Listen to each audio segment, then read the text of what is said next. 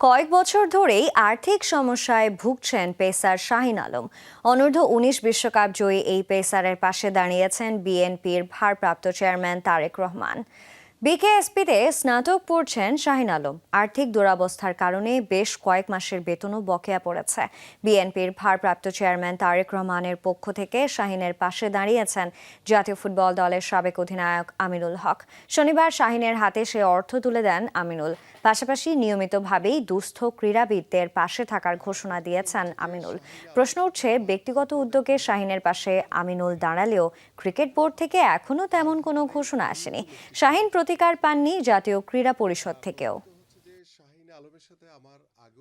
আমাদের যে জাতীয় ক্রীড়া পরিষদ আছে, যেটার অধীনে জাতীয় ক্রীড়া শিল্পী কল্যাণ ফাউন্ডেশন, তো আমি সেখানেও 5-6 মাস আগে একটা অ্যাপ্লিকেশন করছিলাম আমার এই দারিদ্রতা এবং আমার ইনজুরির বিষয় নিয়ে।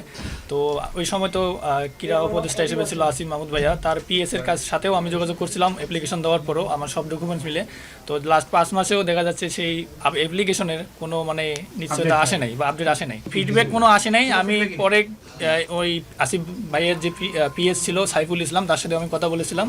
তো উনি বলছে যে ভাইয়া এই বিষয়ে আমি আপনাকে এখনো কিছু বলতে পারতেছি না। শাহিন যখন তার কিছু সমস্যার কথা বলেছে এবং শারীরিক অসুস্থতার কথা বলেছে এবং তার পরিবারের যে আর্থিক অসচ্ছলতার কথা বলেছে, তখনও আমি আমাদের মাননীয় ভারপ্রাপ্ত চেয়ারম্যান জনাব তারেক রহমানের পক্ষ থেকে শাহিন আলমের পাশে দাঁড়িয়েছি এবং পরবর্তীতে যখন আবারও বেশ কিছু সমস্যার কথা আমরা শুনেছি এবং আমিও আজকেও শাহিন আলমের সাথে কথা বলেছি যে আমাদের মাননীয় ভারপ্রাপ্ত চেয়ারম্যান জনাব তারেক রহমান, তোমার এই অসচ্ছলতা বা তোমার এই সমস্যার কথা শুনে তিনি তোমার পাশে দাঁড়িয়েছেন।